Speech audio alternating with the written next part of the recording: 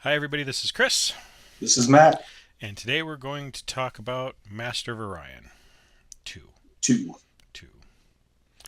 Um, I don't know if you have the cover art in front of you right now.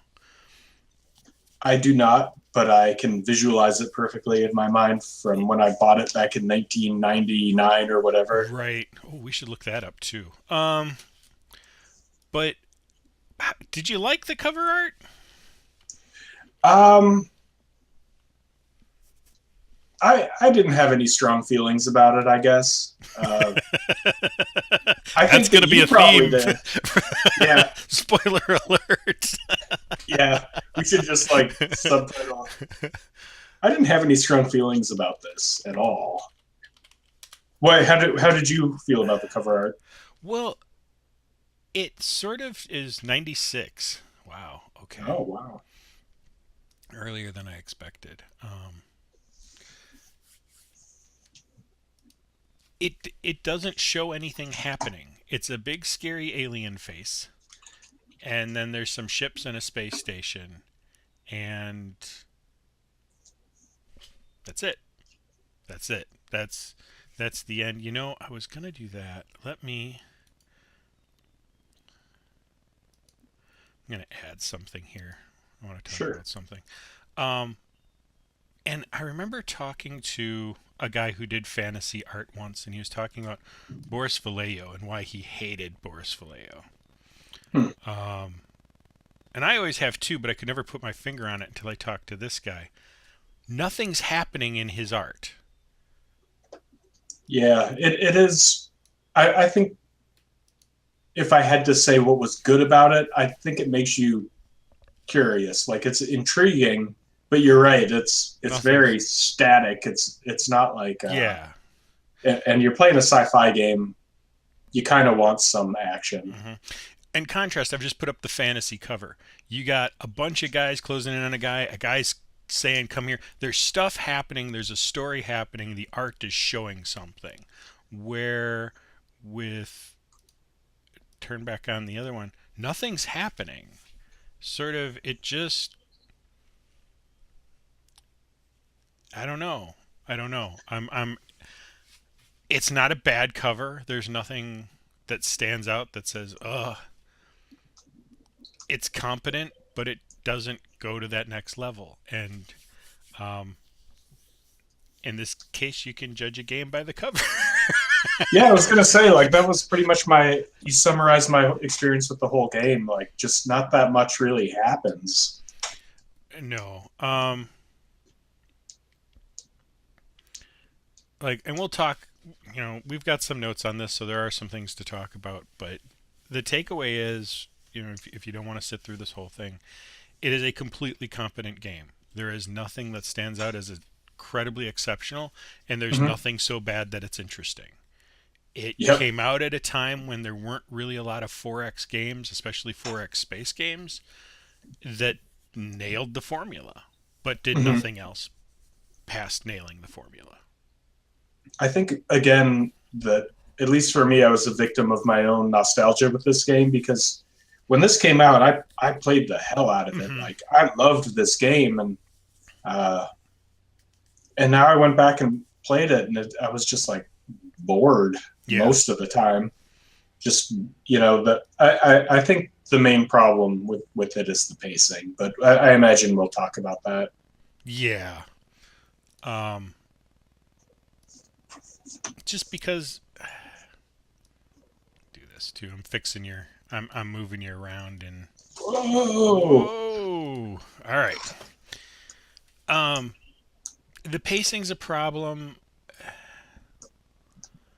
I was gonna say something on that. Oh, a nostalgia.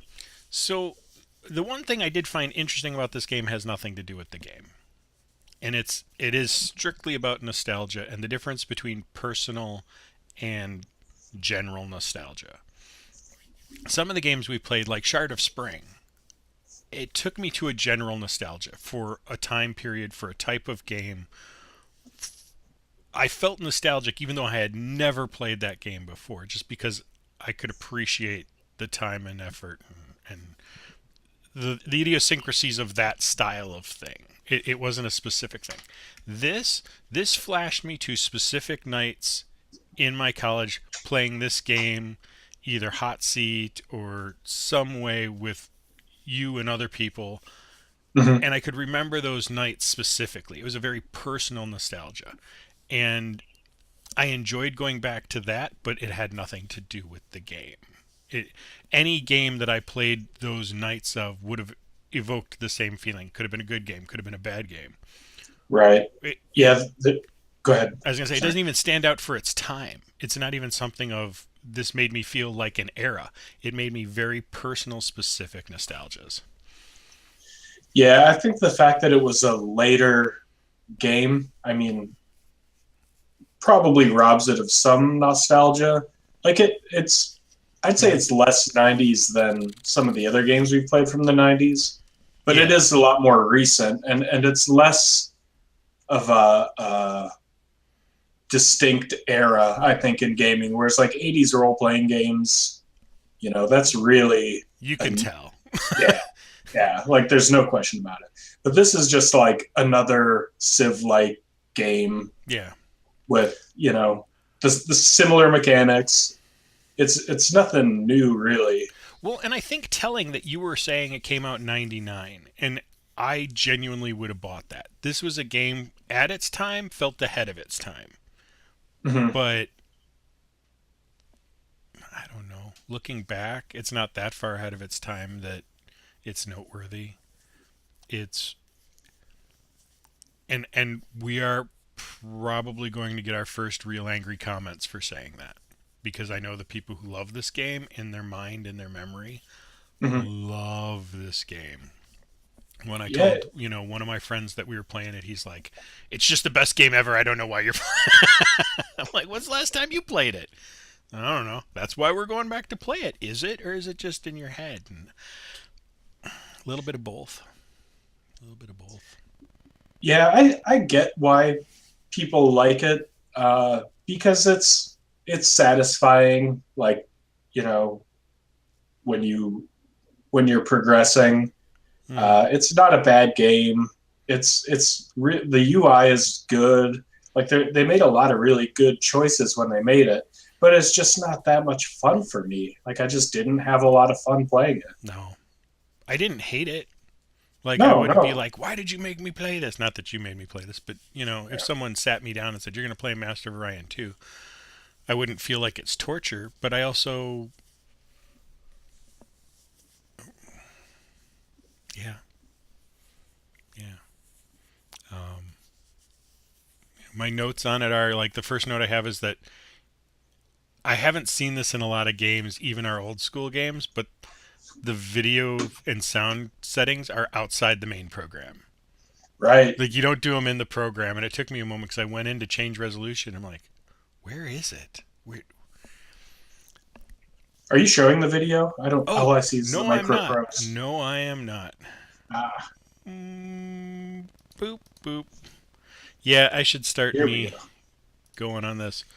Uh, I'll turn the sound up for a little bit for the intro here. Yeah, let's give it a Alpha listen. Find Station Hermes, 555. Roger, Hermes. All cleared. Sector Gamma Delta 4. Request clearance for landing.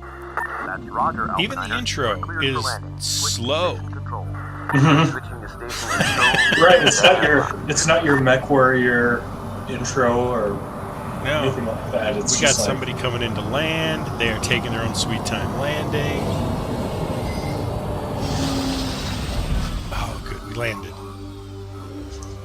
now the game can begin. Alpha Nope, Niner, we gotta finish the docking. ready for debriefing. We're gonna spin around. None of this is anything you see in the game, by the way. This is just. Sir, reading an interrogation. No, like a report from flying around in a Sector 7. spaceship would be a Status lot of clear by fun. the interlocks. Oh, now stuff's gonna Alert command happen. to our situation.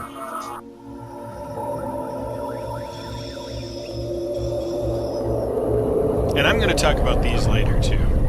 It's like Alpha Niner, The scramble. Antarians, is that what they are? Antarans, Antarians. Antarians. Yeah, they felt tacked on to me. They were. Okay. And we'll talk about that, because Moving into attack position. Beginning my run now. I actually wonder if we would have had a better time playing this game if we'd played Master of Orion Sir, first. lost Alpha 9. Divert full power to shields. Both of them should say that. Shields down to Just 80%, because sir. it would have given us a sense Stay of on those progression. shields. I need full power. Shields down Yeah, to that's 60%. probably true. 50% and dropping. Launch emergency distress beacon now. I think it being relatively new compared to the other things that we've played also kind of, Counts against it. yeah, because it doesn't feel important in the historical context of the stuff that we've played. But it is. It's probably one of the most important games we've played. It really set the standard for 4X space strategy games. And everything's been trying to live up to the shadow of this for years, to the point that they tried to release another one of these recently. And Right. and I can't tell you anymore now that I've played this again what it is. Like when we played XCOM again, I can see what made it good. I can see where they went off the track with their sequels. Hmm. I don't know what you do from here. And I think that might have been why they took so long to make a third, and then they went in a completely different direction that everybody got upset about, and then they made a new one recently. Because this is just, it's polished, it's stable. You add anything, it's going to get wobbly, and things are going to break. But if you don't, it's not interesting. It's a cube. Right. Yeah, like the gameplay felt really balanced, and there were no like glaring problems with it. No. Like there used to be. Gyro destabilizers used to be way overpowered. Yeah. And they were fantastic. That was part of what made it fun. And that's the thing, like if you're too balanced, you lose the fun. Part of the point of part of the experience as a player in a lot of games is I'm going to have to take these words back in a few moments when I talk about something else. Crap. But part of the joy of a player is finding something to exploit, something that makes you feel too powerful and you feel smart for creating this power fantasy for yourself.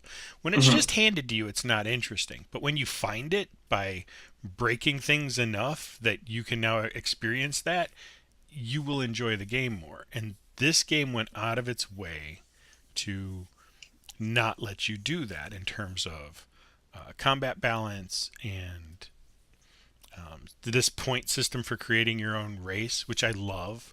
And I think there's another thing too, like there's all the races and they have their own specifics, but you very quickly start making your own race. So you never have this nostalgic feeling back for the Cylons or the Darloks? Yeah. Or the Illyrians or anything else. The closest thing I get to that is, and I don't have it in here, I should have recorded that one when I was playing the human pictures. Sean Connery's the science inspector. Like, yeah. For the humans. For the humans. It's Sean Connery. I'm like, that's fantastic. I love that. That is pretty great. I did enjoy creating my own racist narratives against like the cat people and the bug people, like or like the Darloks. Because the Darloks, I mean, they're shady. Like that's their thing. They're that is shifty. their thing. You can't trust them. And like that's kind of fun. Yeah. Like and it's safer than doing that in Civ. Because that's not cool. It's not cool to do it in Civ. Cool. No, it's not cool to do it in But Civ. this is okay. There's no real Darloks to get mad at you. Yeah. Right, right. You just go all out. Yeah. Back when I played this in the day, the Darloks were one where we used to play on some of the hardest levels. And if the Darloks showed up in our enemy screen, we just restarted the game. We were not going to win against a high-level Darlok because you could do nothing before they stole it. And they were stealing from everywhere. So they just had all the tech, period. Yeah, I didn't have a lot of luck with spying, and I like made a point to really give it a shot, give it the old college try, but I just like never got lucky with it. This game is about This game is not about balance. It's about picking something and pouring all your energy and effort into it. If you try to Mhm. balance what you're doing, it's not going to work. But because it's not about balance, you also have to hope nobody else takes the weakness and that's the first one you run into. Like, Right. if you're playing rock, you can get a big enough rock to beat paper, but if you meet paper right away, it's all Right. over for you. And And go on. I was going to say it seemed like a lot of this had to do with luck, and most of it was right in the beginning here because if you're not close to a couple decent planets, you're at a serious disadvantage, and Hmm. that's kind of a bummer. Like Yeah. I didn't like that, No. and I guess the main beef I have with it is how the exploration and development is so it's gated at every turn. You're gated by your drive uh, technology. You're gated by where you start. Fuel. Yeah. Fuel. You're gated by command points, which I get it, but it's just not super fun because what happens is you explore these two or three planets that you're close by, and then you wait a long time, and then you either build another colony or you build or you upgrade your fuel cells, Hmm. And and you're then you do it all over again. Yeah, and you're gated fast. That's a big complaint for me. Is you'll get like two or three planets around you, and then bam, you're gonna sit there a Mm-hmm. long time. Mm-hmm. Um, I think when you came over and we played Hot Seat here, and we explored our surrounding like two or three planets we could get to, and it took each of us 100 turns before we Mm-hmm. found another race. That's Yeah. not okay. Now, this game does something that I don't necessarily agree with, and I'll see if we can see it happen here pretty soon. When you hit the turn button, it sort of will spin until something interesting happens. Mm-hmm. Sometimes I change my mind in the middle of things, and I'd rather it not just spin up 5, 6 turns on me. But there's also no end date on things either, so I don't know, I can't complain too much. Well, you can turn that off, but then the issue that you have is that it takes so fucking long Mm, for things to happen that yeah. you're just sitting there mashing the turn button. Without So moving anything or touching anything or building anything or anything. right, because you're not exploring. You can't explore. No, not until you get more fuel cells, and even then, that's not a promise. Yeah. And if you're not creative, you might not even get the option for those fuel cells. Right. So, Right. great.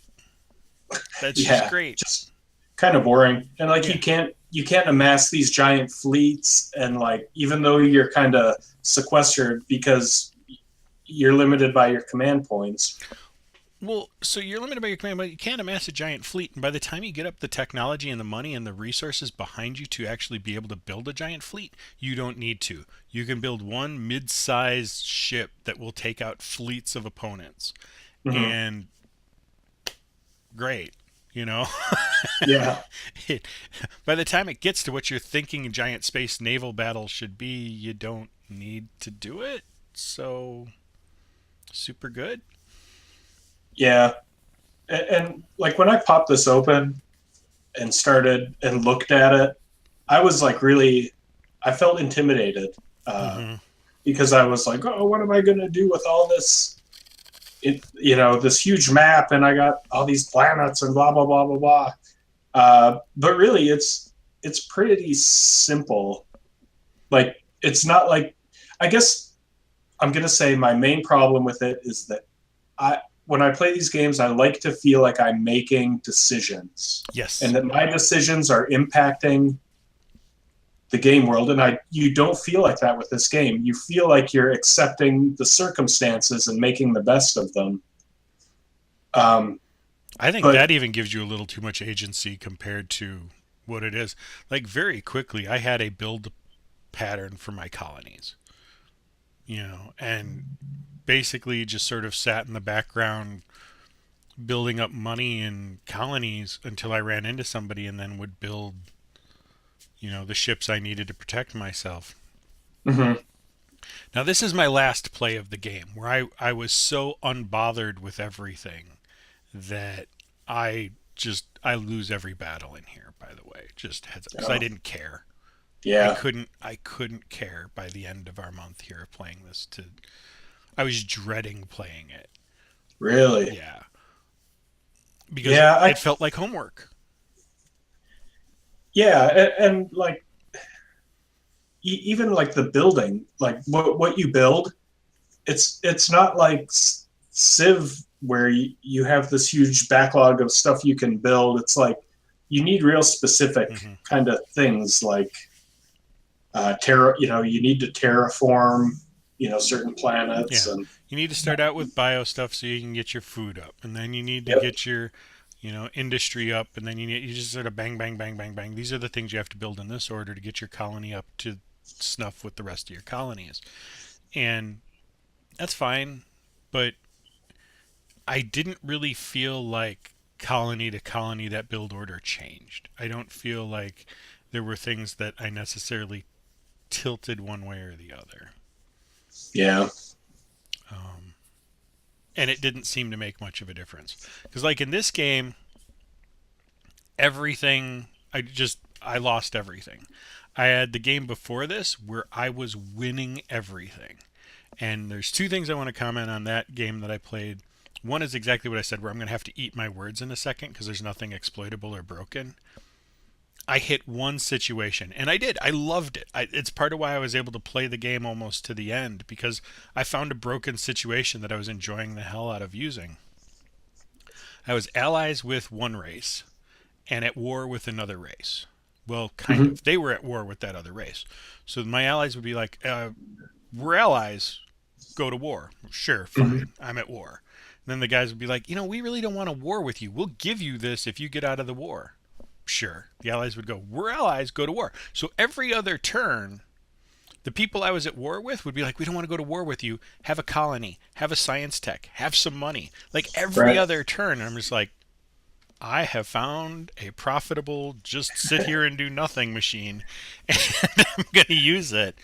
Yeah, it should affect your alliance if you declare peace with the you know Well, and that is the with that one race. spot in this game where it was too early in for some of that to happen. AI of enemies wasn't really fully developed in the mid 90s. True. Mid 2000s we start getting some more intelligent enemy AI where they'll actually come for you or they'll do something, but in general, not really. What this game did do really well though is the help. Oh my Right god, the clicking hell. on anything gives you all the information you need about it. It's concise. It's really well done. Like the interface is really good. If you're a game developer, go back and look at this game for that, Yep. because they did that, and this is something I'm not doing it here. I wish Civ had this feature where right now you're seeing all your and I'm pointing at my screen that no one can see me point at. All the like colonists and where they were in the mix, Hmm. and you can drag them between in that entire screen of colonies. You can also drag them between colonies. That's Yeah. mind-numbingly useful. Because, like, Yep. yeah, I've got these guys here. You know what? I'm going to ship them to this colony that needs some help. This colony's full. I can't grow any more people there, so let's drag them down here and then let this colony grow a new one. And I do love that. I do love that feature. Not enough to be like, let's build a game around that, but I love the feature. Yeah, and the freighter system is pretty neat too Yes. along those lines because you need to have freighters available to ship those guys around, Hmm. and that becomes well, it had the potential to be a really interesting mechanic, but the problem is that it's only really interesting for like about 10 minutes at the beginning of the game. When you realize what it is. Yeah. Yeah, because you can build them so fast after a while that it's not really something you have to work hard to stay on top of. No, and you basically build the freighter system to make sure that food and industry or whatever else you need to ship around is getting shipped around. So you can create a specialty food colony that's pouring out food to your radiated planets until you can get up to terraforming and radiation shields and all that stuff. Yeah, and I did like that. Like I liked that it wasn't like, well, you can't colonize it because it's radiated. No, you can totally colonize anything you want except gas giants. Yeah. Which was cool. I mean, it kind of forces you to get your food where you can. Yeah. And literally, like, you can turn asteroid fields into a planet. Like, there were some little quirky, like, fun sci-fi concepts that should have been interesting. That should have been like, but it's just you build something in your build queue and now you have an asteroid field turned into a planet. There really wasn't anything that felt involved. It just sort of happened. I liked the leader system. That you could have leaders and put them on ships or put them in colonies, depending on the type of leader it was, and they affect that.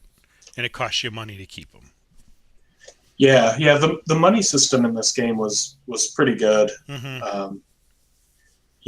It's simple enough, but you can tax people and. Yeah. I always found myself doing quite well monetarily, but that's the only thing I found myself doing quite well at, by and large. So I'm going down our notes here. I was talking about that one game where, like I said, I had almost won because I had that trade with war with the other group and was down to me and one other race. And I had a fleet of about 10 ships that were just driving through their colonies. And basically my only limit was I had to get a colony ship or something to wherever it was to take over that colony or build a new one to give me the range to go on to their next colony. Mm-hmm. And nothing was stopping me. I was far enough ahead in both tech and power that the game was a foregone conclusion. And the Antarans show up and essentially with one ship wipe out my fleet of 20. Mm-hmm. Yeah, that's broken. And I think diplomacy on the whole is broken as well. Diplomacy's broken, but I mean, the Antarans show up out of nowhere. There's nowhere for me to section them off. And with one ship, they take out the leader's entire armada. On one hand, that is sort of a balancing situation. On the other hand, I didn't dent the ships. And I remember this from the old game, that this was something you had to kind of figure out. But as I remember from the old game, one of the only things that worked on them was gyro destabilizers, which they've nerfed into oblivion by making them take 75 space units on the ship. We should talk about custom ships. Yeah, did you make use of that? Yes. I did not. I accepted the pre-canned ships. Maybe I should have. Yes, you should have. Does it make it more fun? Did you use tactical combat when you played? I did use tactical combat. I kind of regret it because with the speed of this, and I didn't slow it down or anything, the map would move too fast. I had to really work it to make it work. With doing the pre-canned ships, they often didn't upgrade your weapons when they should have, and they would put things on there, like they'd put bombs on ships, and for a long time you weren't bombing planets, so that's just space wasted that you could be putting lasers or something else on. I don't like that you only get 5 ships at any given point in time. You get 5. Period. Is that true? Yeah. Oh man. You can. Yeah. Well, because 5 kinds. Yeah. Oh, 5 kinds. Yeah. 5 kinds. I guess you can leave some of the old ones in use so they don't go away, but you only have 5 builds that you can work with at any point in time. And I guess that's enough, but I don't know. That doesn't seem like enough. No, you don't feel like you're commanding a huge fleet of awesome ships. Like I never felt like that, just because I don't know, the command point system is really limited. They for should quite have a just like, while. Yeah. yeah, they should have multiplied it by 10. Hmm. Just like, let me have a huge Yeah. And let them badass too. fleet. Like, I want to see giant space battles. Yeah, In the next breath, we're playing this on i7s and not true. 486s. So Very true. there's probably some reasons for that. Um, yeah. What was our memory on computers back then? I can't even remember. I think it was, I mean, it was definitely measured in megabytes. Yeah. It's like probably 16. We should look at that. Yeah. Oh man. But I mean, just think about that. Like, I know, it's crazy. And it was so expensive too. It was like, so expensive. oh, buying Sims for like $200 or some ridiculous amount like that. Crazy.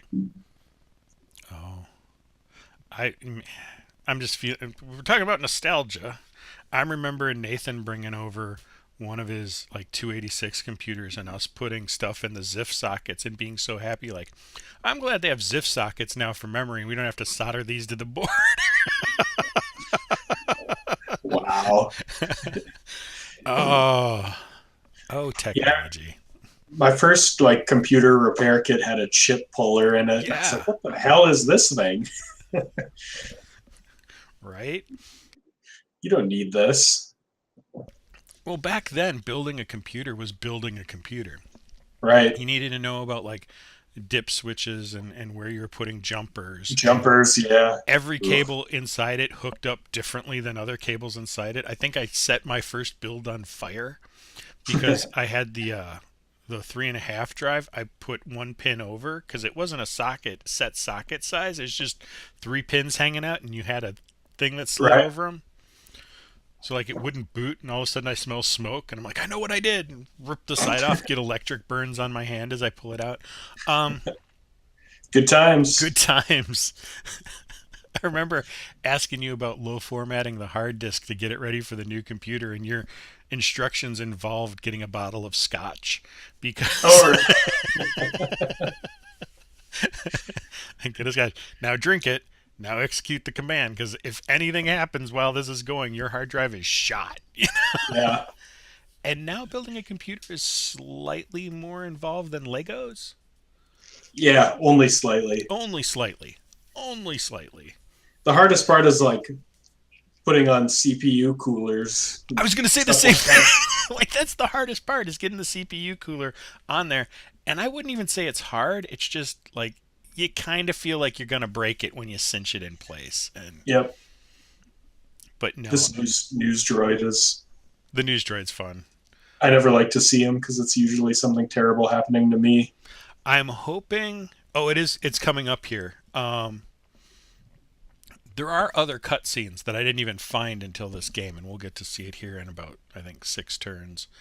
I've got a space amoeba heading towards one of my bases, or colonies, Yeah.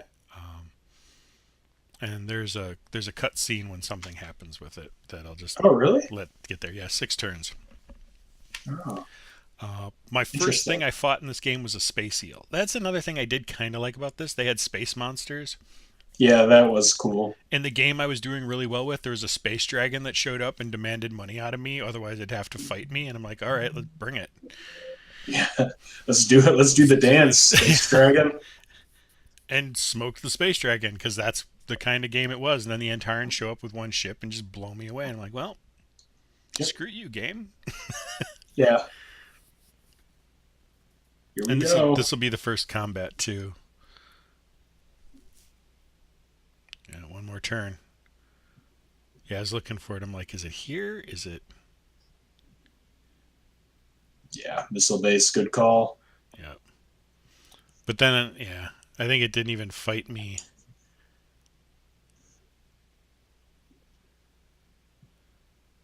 I also didn't like that none of the colonies felt special.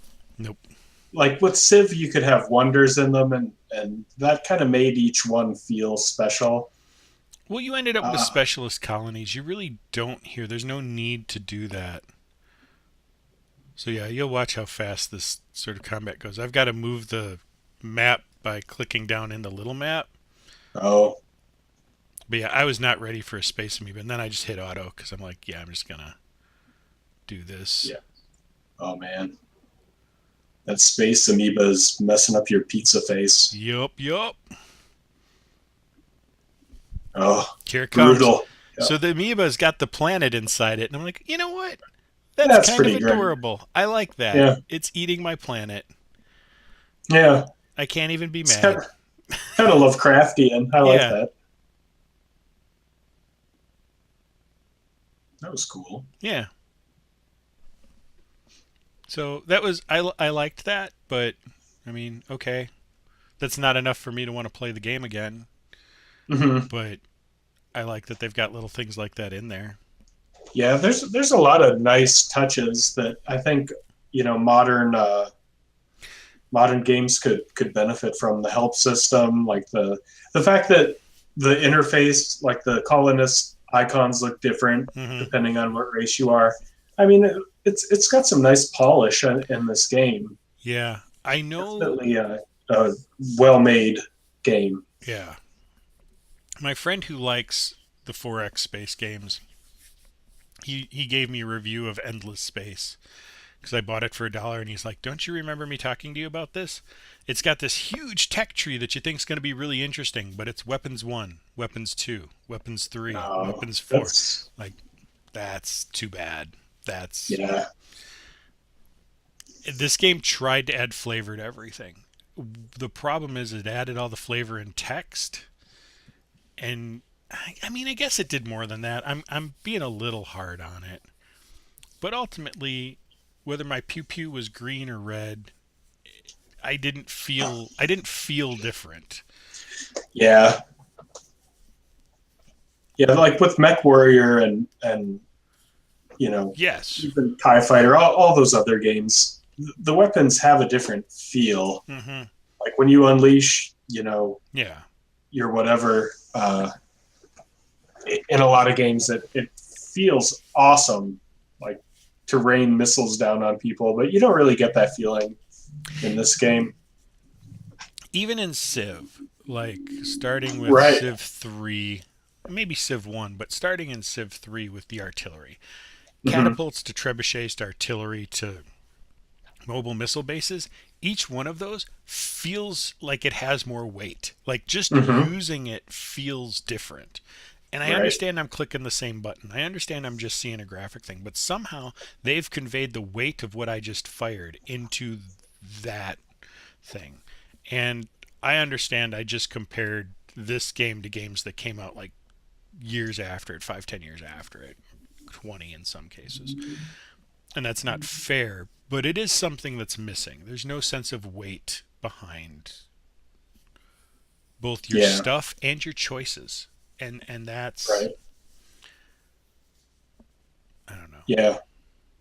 Again, like we talk about choices, and that's uh, it didn't feel like you were making a lot of them You're not. in this game. You're not choosing where you're settling down. You're accepting the planets that you find. Hmm. Uh, you can kind of choose who you hire, but like, Yeah. who cares about that? No, you're going to colonize every planet. Yeah. That's the how fast can you colonize planets? You might pick what order you colonize them in, but if you want to win this game, you colonize every planet. Right. Because you're going to need it to support your fleet and your Yep. whatever. Yep.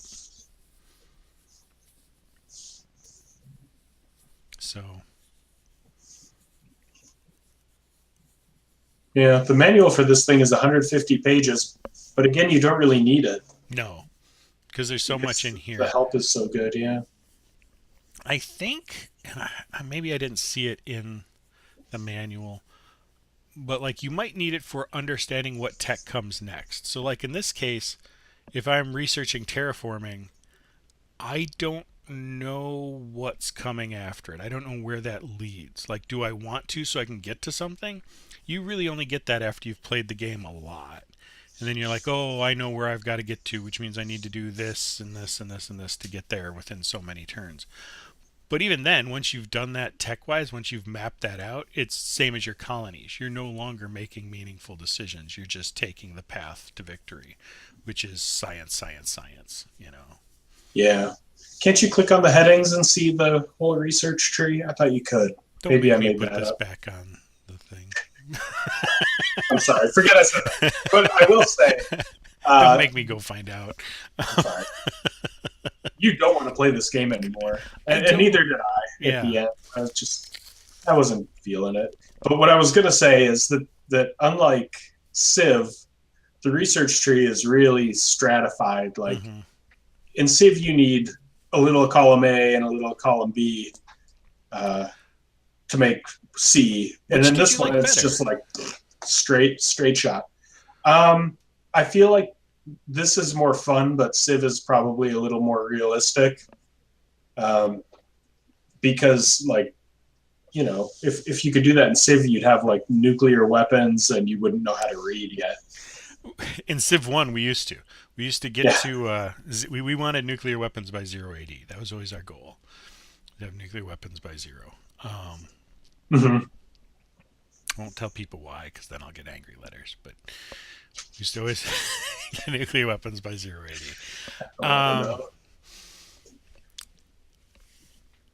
And this just, I don't know. Like, you're right. You pick this is the sociology thing we're studying. And I remember technology different from back in the day. And I might need to look into maybe Civ 1 did it that way, or Civ 1. Master Master of of Orion Orion. 1 did it that way. I thought you put a percentage in each column. And it built towards that, and each one would trigger at a different time.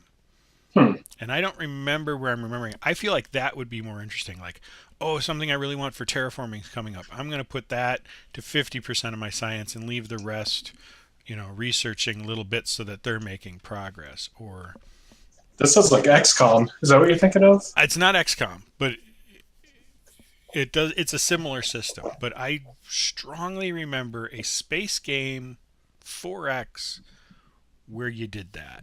And Yeah, that would be better, I think. now, next time it comes up, I want to talk about being creative for the research. Here, I'm doing the builds. Like, and you can do like different things, like add point defense or modify the weapons to do different things. And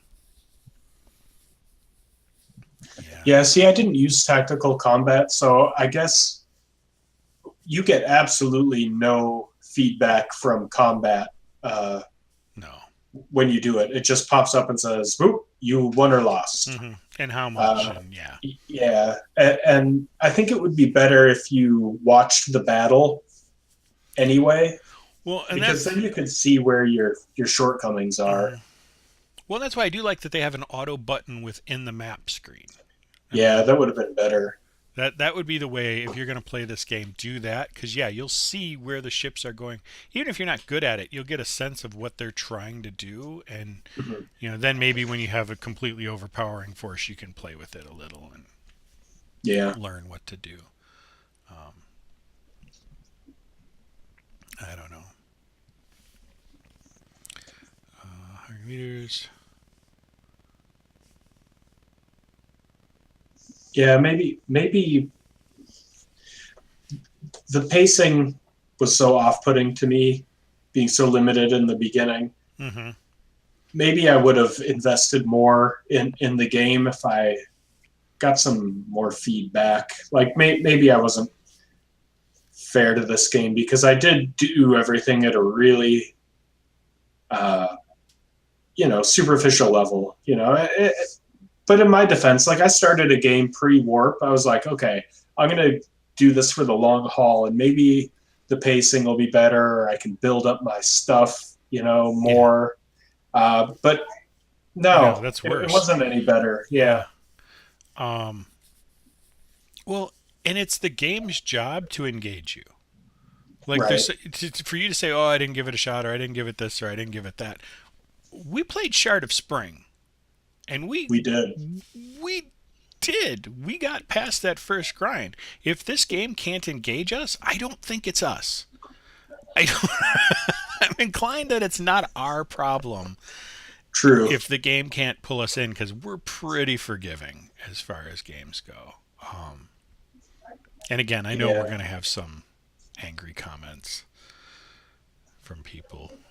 I know And some. that's cool. Like I'd like to know Maybe we missed why something. people love this. Yeah. Yeah. And it's not that I didn't like it. No. I want to be really clear there because I Hmm. recognize that it's a well-made game. It has potential. It just didn't grab me at No. all. Back when it It's was the only option, right. it grabbed me.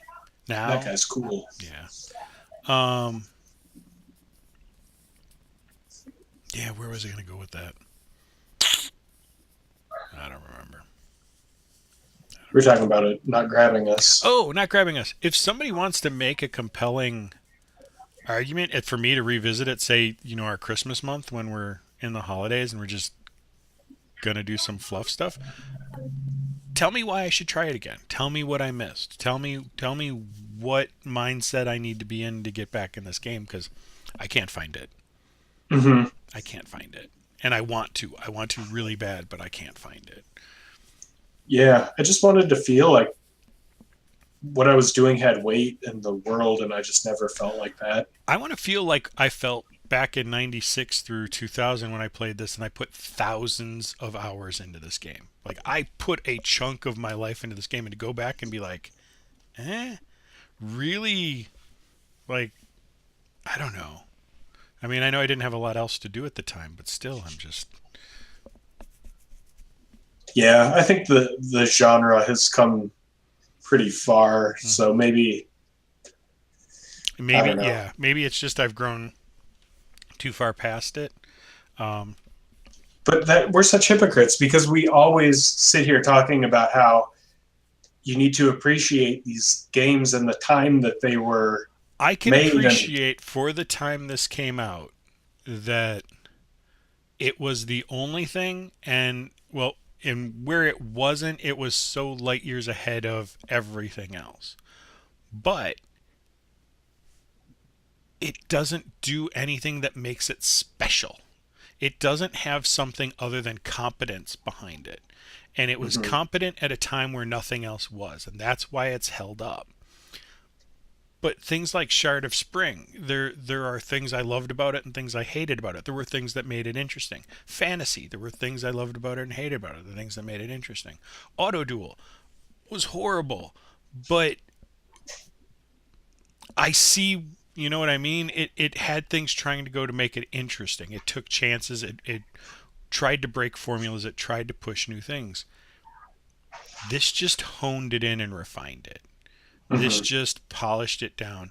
I think it's sort of the complaint a lot of people who don't like World of Warcraft complain about World of Warcraft. It's formula. It's good Mhm. formula. It's solid formula, but there's nothing necessarily special about it. And since it's the only MMO at the moment who's really honed the formula, it's dominating everything. But if you go, Mhm. after it's been out of circulation for 10 years, whenever that happens, and go back and look, a lot of people are going to be like, I don't get it.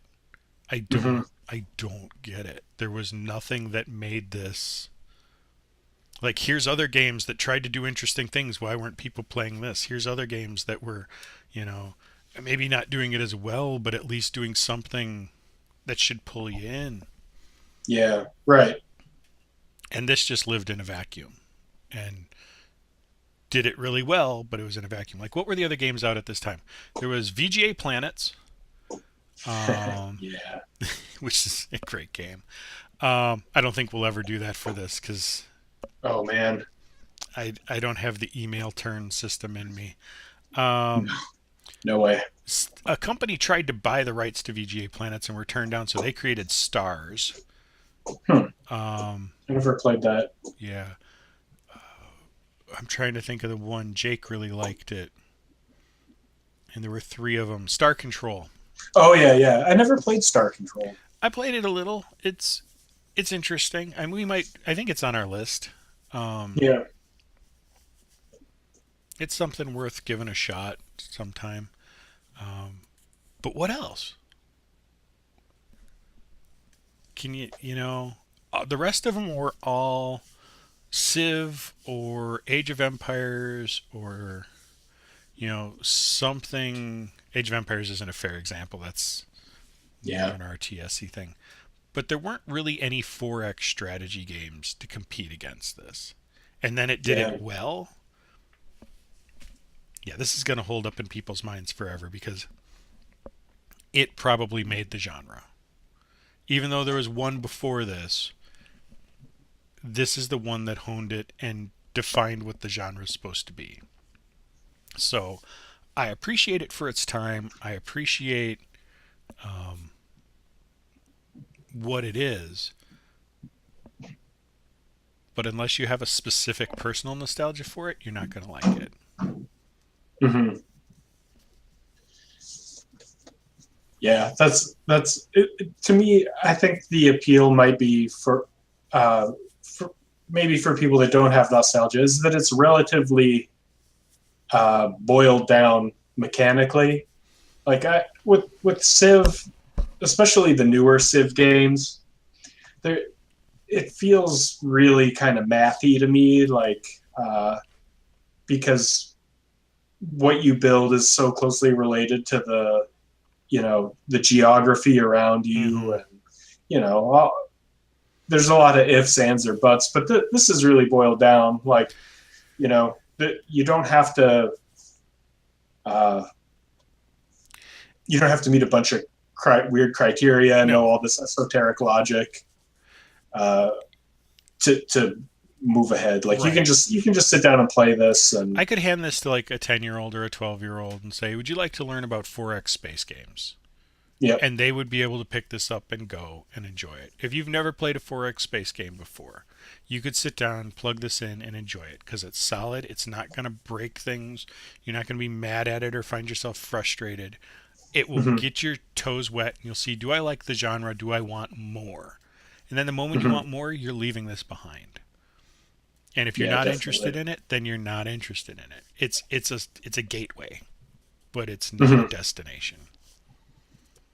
And Well, you're building a lot of little ships. I needed to build ships fast because Yeah, they started coming at me, and that strategy's not going to work. And the truth is, I didn't care. I yeah, did this game strictly to record, so I had something to show for this cast here for this show. yeah, And I mean I don't know yeah. what to say about that. The fleet management wasn't great No. either. I don't know. It's a lot of just anticipating where people are going, or you know, Hmm. shitting your pants when you realize that there's going to some undefended planet. Yeah. One of the things I liked about this game, since we're beating so much up on it, when you sent your ships off in a direction, unless you had the right technology, they're going. Yep. You're not pulling them back. That's where Yep. they're going now. And I don't know. I liked that. Yeah. I kind of liked that. Once you committed to a move, you were committed until it was over. Hmm.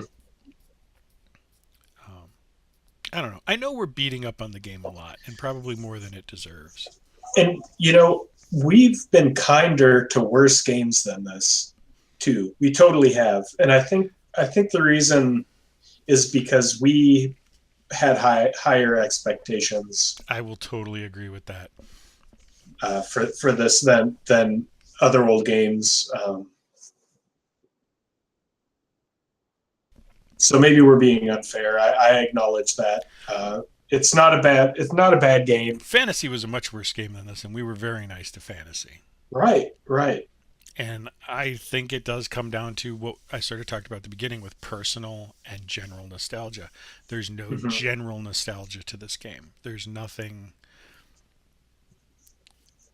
As much as it defined the genre, it doesn't define itself. Hmm. And that's a problem when you go back to play it. I think the other problem is that we live far apart. Yeah. And so I visited you and we sat down and played this in hot seat. And I think like that was probably like a turning point. Because if we had had just an awesome time, I think we would have loved this game. But I think we got done, or we didn't even finish. We didn't even finish. We were just like, nothing is happening with this thing. Like, I'm sick of this. I was already on the edge, and then that happened where I thought maybe multiplayer will save it, and it just drove it into the ground. Because you don't get the take a turn until something happens in multiplayer. Every turn is a turn, which took what was already a slow game and dragged it way back. And like my hope for saving it was after that sort of AI issue was like, well, maybe playing against a human and some real AI, that's going to make the interesting dynamic. And to find myself just waiting, I think we played for over an hour. And finally we're starting to see each other. Right. That's not okay. That's just not. I mean, there is something to be said for gamers seem less patient than they used to be. They expect things to get going and get moving. And saying that it took 45 minutes for us to actually be able to play the game together. You know, is right. There are limits to patience, even for us. Right. And like getting back, I know I've been saying this over and over, but talking about the decisions you make in this game, when we were playing that together in hot seat, I felt like I could have just let you take my turns. Yeah. And you probably could have just let me take yours. Yeah. Because we knew what we were going to do. I mean, there wasn't, and for a long time, it was just click, click, click, click. Like we weren't even sitting down. We were just click, click, click, click, click, click. Yep. That was disappointing. Yeah. Here's the point for this game. It's a 4X space game. Explore, exterminate, or explore, exploit, exterminate. I don't remember what the fourth X is. Shame on me. We're 48 minutes into this video. I'm just now getting to the fighting part.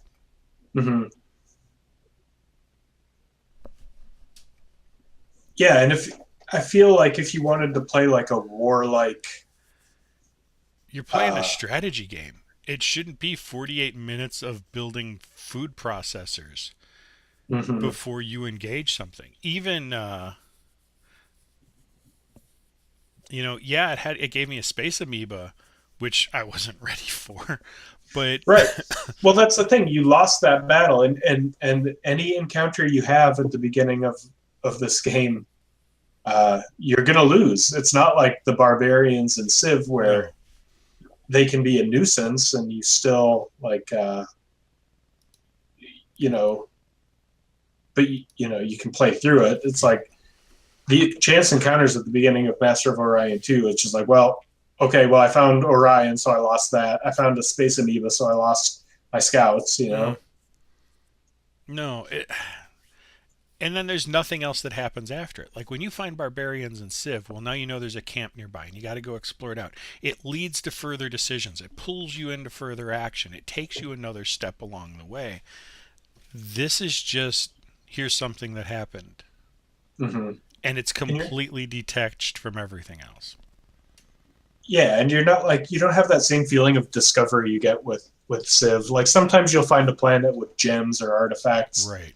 But that doesn't really feel special. No.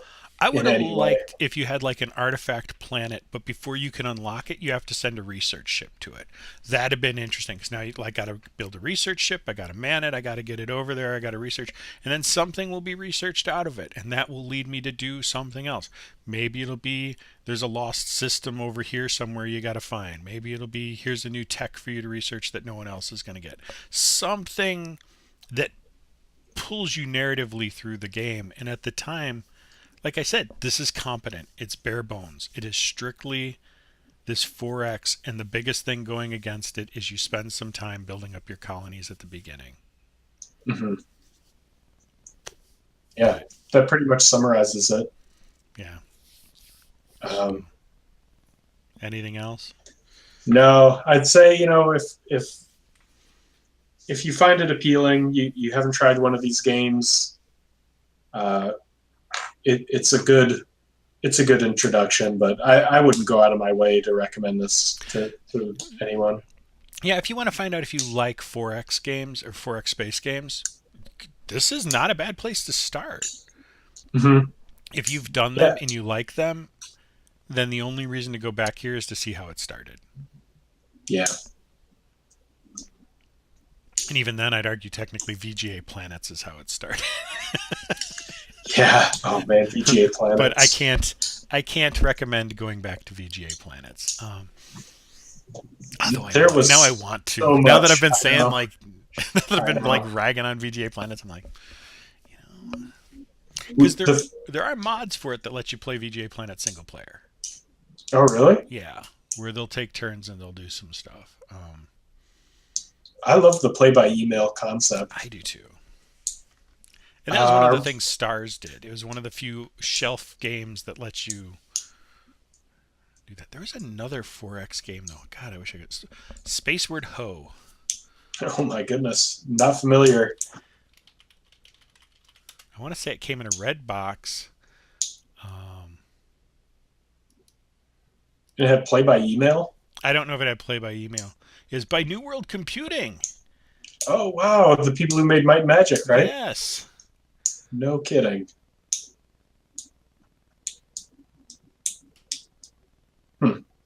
Yeah. I'm going to put it on our list just because I'm genuinely interested. I'm not saying it's happening anytime soon.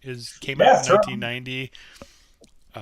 It's going to be a hot mess, I'm sure. Otherwise, we'd have heard of Spaceward Ho 7 by now. Right. You know, someone's like got a Kickstarter to remake it somewhere. One of our handful of people are like, I remember Spaceward Ho. That was a great game. You should play it. We will eventually. We got so much to get through. Yeah, what are we playing next? Let's talk about that. Yeah, let's talk about what's next. Let's stop beating up on this and talk about Die by the Sword. Yes. I have a lot of nostalgia for this, but I've gone back and played it recently, like within the past probably 5 or 6 years. And I know for a fact that it holds up. So I'm super excited to play Die by the Sword. I haven't played it in a long time. I am terrified the graphics are going to turn me off because I remember they were rough at the time. They're awful. They're awful. I know already they're awful. But it doesn't matter. It doesn't matter. I'm telling you, it's going to be fun. We're going to have a great time. Okay. I know we're going to record some ogre hockey. Definitely. And I'm going to look. I've beaten the game before. I'm looking forward to trying to beat it again, seeing if I can again. I remember the control scheme was completely bonkers, and I loved it. It's insane. It makes no sense. So I'm sorry to Master of Orion 2. We should have probably been nicer to it, but I'm glad we're moving on. I'm glad this is over. Yeah. I know that's a bummer too. Yeah, because I thought this is going to be the month where I get totally sucked in and. The rest of my life falls to pieces, and all I do is play Master of Orion 2. Yep. Nope. I mean, the rest of my life still is falling to pieces. But, that's different. Yeah, that's a different discussion. Yeah. But this month, it's going to be because of Die by the Sword, because it's going to be so much fun. Yes, Die by the Sword is going to pull us in. I know what we've got coming up here is Sid Meier's Pirates. I'm looking for other ones that are going to pull us in. Nothing. I don't see anything else that's necessarily going to suck our life away. They're all going to be good. Carmageddon will be good. Jagged Alliance will be good. Oh, that'll be fun. Quest for Glory will be good. Dungeon Hack will be good. I'm excited for Quest for Glory. Yeah. We got a bunch of good games coming up. So Rings of Zilfin is the one I'm most looking forward to, but that's not on our list till January. Our short-term list? Short-term list, yeah. I've already started diving in and recording that one, though, because I want to finish it before January, so I'm cheating and taking more than a month on it. Good for you. Yeah, I think you'll enjoy it more when you're not feeling pressured, especially with a new game that neither of us played. Right. And I really want to give it the time and attention it deserves, because the guy who did it is the same guy who did the Magic Candles, and those have such a sort of deep sideways. Like, I don't know how to describe it. There's lots of little things, nothing necessarily that goes really deep on its own, but lots of little things sideways that expand the world and make it feel deep. And so I Yeah. really want to give it the attention it deserves. Speaking of stuff like that, speaking of Shard of Spring, um, I remember when I was complaining about how much it cost on eBay. Hmm. I was like, it's $120 on eBay. And so That's criminal. I was just watching that auction for forever. And so last month I contacted the guy and I'm like, you haven't had a bid. What do you think about $50? He goes, what do you think about $60? Done. Like, Oh, you got it? I got it. That's awesome. I'm glad you got it. I am too. And I'm going to figure out a way to rip that ROM off there. And I'm not saying I'm going to put it on the web because it is a Commodore version. But it would be nice if there was a working Commodore ROM version on the web. Yeah. Just yeah, saying. Yeah. Not saying I'm Be going to be nice the one if to do someone it. I'm did just saying it would be nice if it was out there and I have a copy. Yep. Do whatever you want with that information. No jury in the land. On No. that. Well, I'm just happy. And I guess that's my thing. When you see some of these guys who are charging too much, a lot of times they don't know what they have. And I know I was too quick to think, oh, I'm going to have to pay that. So this is kind of my heads up to other people. Don't be afraid to ask them for a reasonable price. And don't be afraid to haggle, even on eBay. Yeah. I'm glad the guy was willing to, because now I can preserve that game. And Yeah. I really want that game preserved. Because it may be a hot mess, but it will always hold a special place in my heart. Yeah. You that game touched you emotionally. It did. I don't know why. It's a bad game. It's not Yeah, you can't auto-duel sell bad, anything. but it's a bad game. Fuck it. Yeah.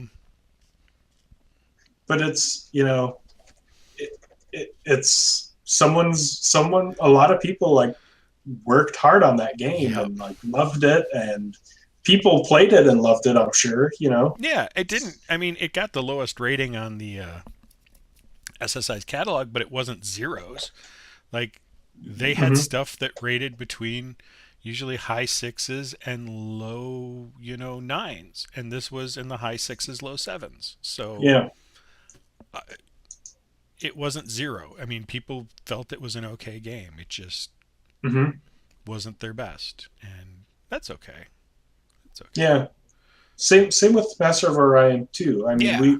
we shouldn't be like I live next to a gas station, for better or for worse, and I was at the gas station the other day, and they have speakers on, and they were playing that song Mambo Number 5, and I was just like, I was just standing there outside of the gas station thinking, this is someone's favorite song. Like, Yep. somewhere there, someone would be like, oh, I was at the gas station and Mambo Number 5 came on. It was awesome. So that's like Shard of Spring. That's someone's favorite game. Like, that's the best thing they ever played. They love it. Cool. Well, somebody asked me once on a similar topic, but now that we're way off topic, they're like, what kind of music do you like? I'm like, I like metal. I mostly like metal. What's your favorite metal band? I'm like, Manowar. And they just started laughing. And I mean, rightly so. But That is really funny. they're like, that's not metal. I mean, what is it? Okay, yeah. But That it's not is real metal. metal. Everything else is understand. not real metal. Manowar is the only thing that is real metal. Just ask them. They'll tell you. Yep. That's the false metal, right? That's Isn't the that false metal. Yeah. Everybody else they're the ones. They're shepherding in real metal for all of us. They figured it out. Yeah. No, but you never know what you're going to like or why you're going to like it.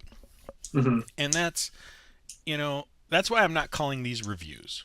These are our takes. We're playing a game for a month and giving it a shot and seeing what it is. And in the case of Master of Orion, both of us tagged out. It's the first time we've ever said, we got to stop. We're not having fun. This is not a game we want to continue. And both of us said we're done. And I think a lot of that is just the nature of the game too. Like, there's been other games that I've slogged through, even though I wasn't having a ton of fun. Yeah. But I think Master of Orion 2, it takes a long time. It's not something you can play for 10 minutes and put down. No, and And I'm so, yeah, when you are committed to playing through it, it's a serious time commitment. wondering. And if you're not having fun, No, you're not going to put in 5 minutes and come back to it later. Not like not like Shard of Spring, where I'm just going to fight a battle and grind my guy for the night, move myself closer to the tower, and then I'm out. mhm. The other thing I think is because everything's random, and I was going to talk about this. So going back to Master of Orion for a second, Fuck it, why not? why not? The randomness, I think, ruins some of the experience. And I was thinking about this with Asheron's Call, which I know seems like a bit of a departure. But Asheron's Call wanted to make sure there was no fantasy tropes. There were no goblins, there were no orcs, there were no dragons, there was nothing. They were going to create a completely unique sort of situation. And that's essentially what happens anytime you randomize a game of Master of Orion and you create your own race. There's nothing specific for you to latch emotionally onto, to tie yourself to and go, oh, this is that, or oh, this is that. And so you feel no personal connection to the characters in the game, to the story in the game, to the places in the game. And without that, I just didn't care. I just didn't care. To see another generic planet win or lose in another generic space war. And that was why I didn't play Asheron's Call, because I'm looking at stuff and going, oh, you're just another name for Goblin, but you're not. So I'm not. I didn't have any sort of cultural touchstone in the game to pull me into it. Some people are going to love that. I don't. I need something to connect with in the game personally, or I just don't care. Yeah, I mean, outside of my hatred for the bug people, I didn't have anything either. Yeah. Just, there's not enough variety in the planets. There's no real exploration. That was a huge thing that was missing, I think, was a feeling of exploration. If that's the case, feeling of exploration.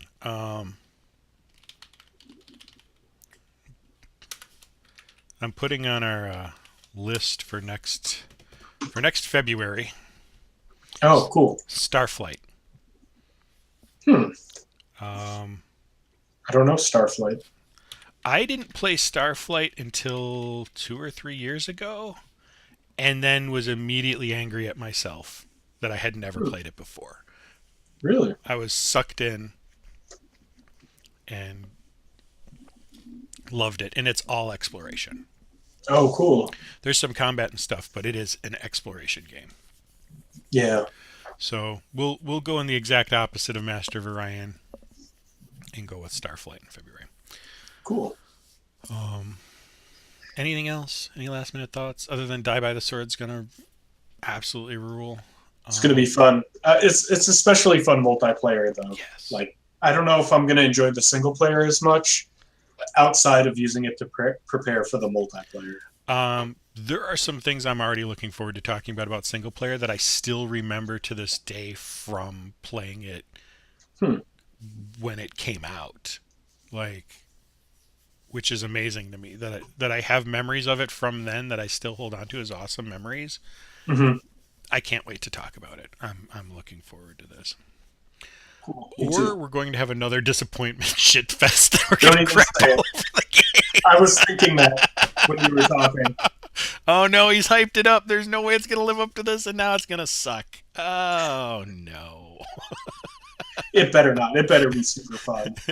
I'm sure it will be. It was pretty metal. It's always been pretty metal. It is, yeah. That'll be fun. All right. Thanks everybody for watching.